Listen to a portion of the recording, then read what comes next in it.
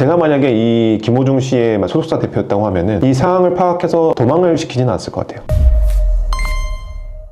안녕하십니까. 잘 싸우는 변호사 김범식 변호사입니다. 대표님 혹시 김호중님 판결 났는데 그거에 대해서 어떻게 생각하시는지? 근데 2년 6개월 이제 실형이 선고가 됐는데 이거 솔직하게 말씀을 드려도 될지 모르겠는데 저는 변호사이니까 이거에 대해서 솔직하게 말씀을 한번 드려볼게요. 검사가 3년 6개월을 구형을 했고 이제 판사님께서는 2년 6개월을 선고를 내렸는데 이제 당연히 또 항소를 하겠죠. 2심으로 넘어가겠는데 제가 판사였다고 하면은 3년 6개월을 다 때렸을 것 같아요. 사실 솔직하게 기사에 난 거 보면은 어쨌거나 피해자분한테 6천만 원 정도 합의금을 드렸고 안타깝게도 17시간 있다가 당장에 출석을 해서 음주운전죄로는 아예 의유를 못했다고 얘기를 하더라고요. 실제로 근데 그게 술 먹고 사고를 치고 도망간 다음에 이제 술 다 깨고 나가지고 경찰에 출두해가서 나 어제 사고 낸 거 내가 인지 못했다라고 얘기를 해버리면은 음주운전 같은 경우에는 음주 측정을 해서 그 수치가 나와야지 의유를 할 수 있는 범죄, 기소를 할 수 있는 범죄다 보니까 음주운전죄로는 이제 기소를 할 수가 없어요. 그냥 도주차량죄고 음주운전은 포함이 안 되는 거죠. 기본적으로 음주운전에서 사고를 낸 다음에 도망을 가게 되면은 도주차량이라는 뺑소니죄가 하나 성립을 하고 그리고 음주운전죄가 성립을 하고 그리고 대인에 대한 피해 부분, 그러니까 치상 부분, 그리고 대물에 대한 부분, 손괴 부분에 대해서 총 4가지 범죄로 원래 처벌이 돼야 되는 건데 김호중 씨 같은 경우에는 음주운전 부분이 이제 빠진 거죠. 그렇다 보니까 구형 자체도 3년 6개월이라는 그렇게 세지 않은 어떤 정도가 나오게 된 거고 여기에 대한 선고도 이제 1년 정도가 깎여서 2년 6개월 정도가 나오게 되었습니다. 사실 많은 비판들이 많은데 저도 이 비판에 대한 의미가 있다고 생각해요. 왜냐면은 많은 사람들이 음주운전죄에 대해서 강하게 요즘에 처벌이 되고 있어요. 요즘에는 이범애 같은 경우에도 징역 8개월씩 선고되고 이러거든요. 근데 음주운전을 해서 사고를 내고 도망간 다음에 범인 도피를 하기 위해서 다른 사람을 수사기관에 내보내고 이렇게 한 행동들을 다 고려했을 때는 사실 2년 6개월은 그렇게 센 판결이 아니다라는 게 저의 군검사를 하면서도 그리고 이렇게 변호사를 하면서도 드는 생각이고요. 제가 만약에 김호중 씨를 변호를 했다고 하면은 되게 이 정도면 잘 받은 거다라고 의뢰인 측에 이야기를 할 수 있을 것 같아요. 이 정도면은 다른 판결에 비해서 구형도 확실히 3년 6개월이면 크지 않고 2년 6개월 나왔으면 참 잘 변호를 한 겁니다 라고 제가 답변을 드릴 수 있을 것 같아요. 근데 여기에서 이제 이것뿐만 아니죠. 이제 김호중 씨의 대표, 소속사 대표의 경우에는 징역 2년 그리고 본부장에게는 징역 1년 6개월로 이제 범인도피교사, 증거인멸교사로 이제 선고가 됐는데 요거는 확실하게 세게 좀 때려졌다고 보여요, 저요. 그래서 제가 이 전체적인 판결을 봤을 때는 김호중 씨가 받아야 되는 어떤 처벌들에 대해서 소속사 대표나 본부장이 나눠서 같이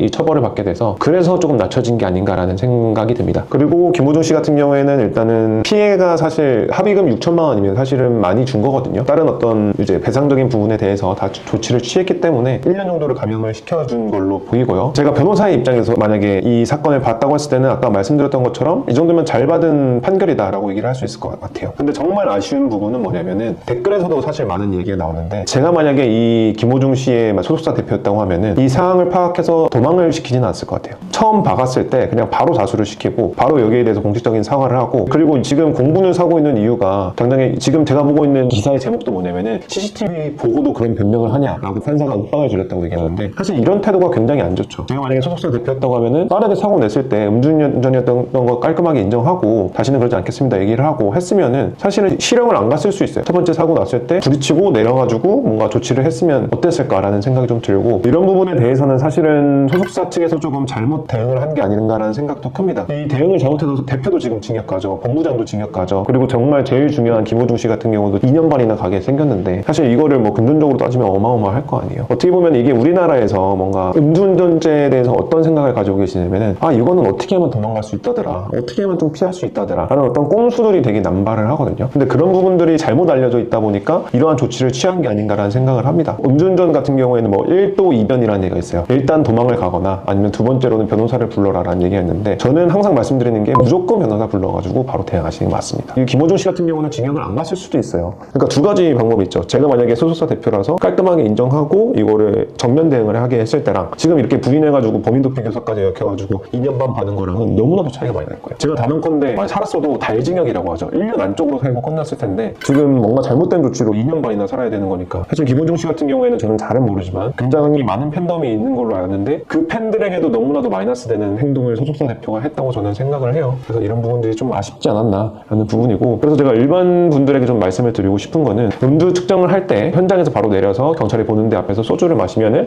이건 안 걸린다라는 어떤 말이 있습니다. 절대 아니에요. 미드마크 공식이라는 게 있다는 게 제가 말씀드렸었어요. 미드마크 공식은 뭐냐면은 이제 역추산을 하는 거예요. 소주 한 병을 먹으면 한 0.08 정도까지 올라갈 수 있는데, 소주 한 병을 빡 먹었다고 음주 수치가 빡 올라가는 게 아니에요. 90분 동안 천천히 이렇게 올라갑니다. 언제 먹었는지 그 마시는 시점으로부터 역추산을 하면은 운전 당시 이 사람이 운전을 했는지 안 했는지 다 체크가 되고, 요즘에는 음주 단속도 어떻게 하냐면은 차량이 이동해온 그 동선을 다 따요. 다 따서 음식전 CCTV까지 따요. CCTV에 술 먹는지 찍혔는지 안 찍혔는지 다 확인해요. 그렇기 때문에 그렇게 해서 음주운전을 피할 수 있다는 건 정말 말도 안 되는 일이니까 그런 행동은 절대 하지 마시고, 그리고 여기서 또 소속사 대표랑 본부장이 되게 센 처벌을 받았잖아요. 이 정도면 강한 처벌에 속해요. 요거는 범인 도피나 증거인멸 같은 경우에는 정말로 하지 말아야 되는 범죄 중에 하나예요. 제일 없어져야 되는 범죄 중에 하나인 거고, 그렇다 보니까 이렇게 큰 결과를 초래할지도 모르고 이 대표랑 본부장도 행동을 했겠죠. 그렇다 보니까 자기들도 이렇게 간 거에 대해서 본인들도 아마 후회하고 있지 않을까 하는 생각이 듭니다. 네, 김효중 씨 사건에 대해서 이제 살펴봤는데, 음주 뺑소니는 아니고 그냥 뺑소니 사건으로 이제 처리가 된 거고, 검사는 이제 음주운전이라는 부분이 빠지다 보니까 3년 6개월을 구형하는 게 최대 한도였을 거다. 그리고 판사님 같은 경우에는 합의가 된 부분이 있었기 때문에 판사님이 1년 정도 감형을 시켜주지 않았나라는 생각이 들고, 범인도피 교사나 증거인멸 교사로 이제 징역이 선고된 소속사 대표나 본부장은 그 죄질에 맞는 판결을 받은 것 같다.